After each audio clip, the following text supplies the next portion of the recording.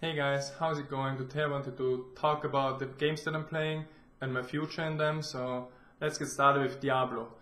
My favorite Blizzard blogger, Lilira, announced that patch 1.0.5 is on the way and is gonna bring 3 interesting things at least. I'm gonna discuss 2 of those changes now, and the first one is the Players 8 mode. To players that are new to the Diablo 3 or Diablo genre, with Players 8 you were able in Diablo 2 to increase the difficulty scaling of monsters. So in Diablo 3 what you're going to be able to do is you can set the difficulty of the game, and in return you get more experience and probably also more drops. That's what I expect. So what does this mean? For example, if you are average geared but you're able to farm, let's say, Act 3 in a reasonable amount of time, and you've been doing this for a long time now, let's say for 3 weeks in a row, you're still farming Act 3, Act 3, Act 3 because it's the most efficient way, but you get bored of it, like you're Paragon level 70, but you're not doing Act 1 or Act 2 because it's not efficient, it's not effective, and you're also not doing Act 4 because it's too small. So you keep grinding Act 3, always the same, and yeah, eventually get bored. But with Players 8 command you can increase the experience gain and tune the difficulty for how you need it. So what you could do, for example, make the game harder. Let's say you set Players 8 to hard or whatever Diablo 3 is gonna have, and then you can go back to Act 1 and Act 2 and receive the same amount of experience and at least the same amount of drops than in Act 3 without difficulty boost.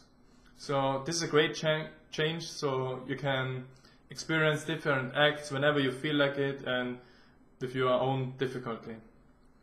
Also for top geared players like myself, I can just keep playing Act 3 and just turn the difficulty as high as I can. I don't know if it's probably going to be a big challenge at higher difficulties, but I'm going to try to play at high difficulties and see how high I can get it up and while still being able to farm. But yeah. Second change is the Infernal machine.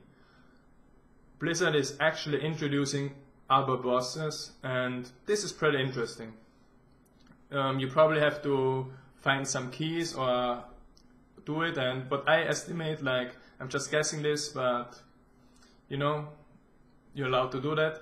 I think that Blizzard is currently not happy with the amount of players that are playing in Act 4 and the pony level. So I think they wanna shift players' attention more towards Act 4 and not just Act 3, Act 3, Act 3, Act 3, like many of the players are doing.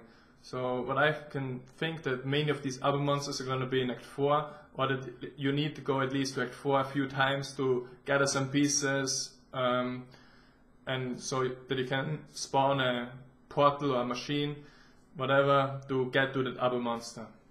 And the other monster I think it's going to be difficult. I'm not sure if you can affect it with the Players 8 command. It would be great if you could. And I also think that you get very good items for killing them. Let's say you get a guaranteed legendary, or maybe they even introduce a new tier of item, let's say 63 rings, 63 amulets, whatever. So this is also a great change. I like challenges, I like new things to do, and yeah, who knows. But what I can say for sure is that Blizzard is definitely heading in the right direction.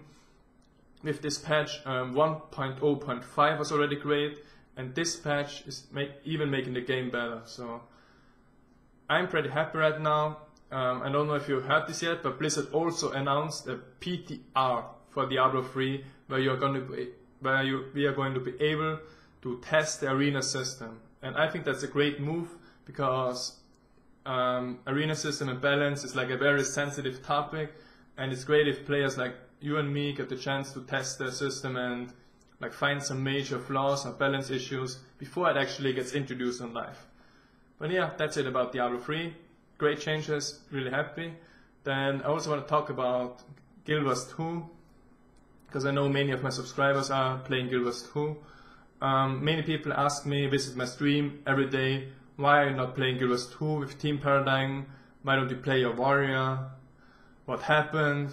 And it's pretty simple. Guild Wars 2 got to my attention because I love PvP, I've always been a PvPer, and GW2 or ArenaNet said they're gonna try to make the game an esport. Right now, you know, the game has launched, had the usual launch problems with capacity, but that's normal. But I think there's still some things missing for the game, which the game really needs to become a competitive esport. One thing is the spectator client. Second thing is like private servers where you can choose against which teams you're playing. Right now, there's just a random queue system without any matchmaking.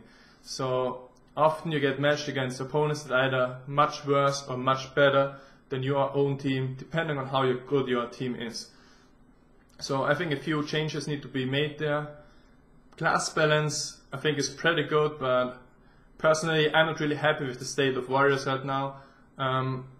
Basically every build that I made in the past got nerfed, and I think warriors aren't as good as some other classes in most situations. Like, I think the unique aspect of the warrior is kind of missing right now that makes him an important part in a 5v5 team.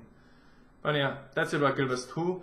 I'm definitely gonna play it in the future if like those PvP related things, the esports related things get fixed and the game has actually a chance to become something like that and gets accepted into some leagues. Then I'm definitely gonna play it again and we're gonna be with Team Paradigm. But for now I'm gonna stick to other games until, as I said, those things are fixed. And my last topic today is Torchlight 2. It's coming 20th September, which is in 6 days from now on, and I'm really hyped for that game. I like the developers, the entire team, Runic Games, how they're doing this project, and I'm really looking forward to the game. So I'm probably gonna set up a live stream, do some crazy stuff like 40-hour streaming at launch or release, and see how it goes. So maybe you're interested in the game and gonna play it with me. Like, I'm gonna pick a few players to play with me. But yeah, that's it for now, and I'll see you guys tomorrow.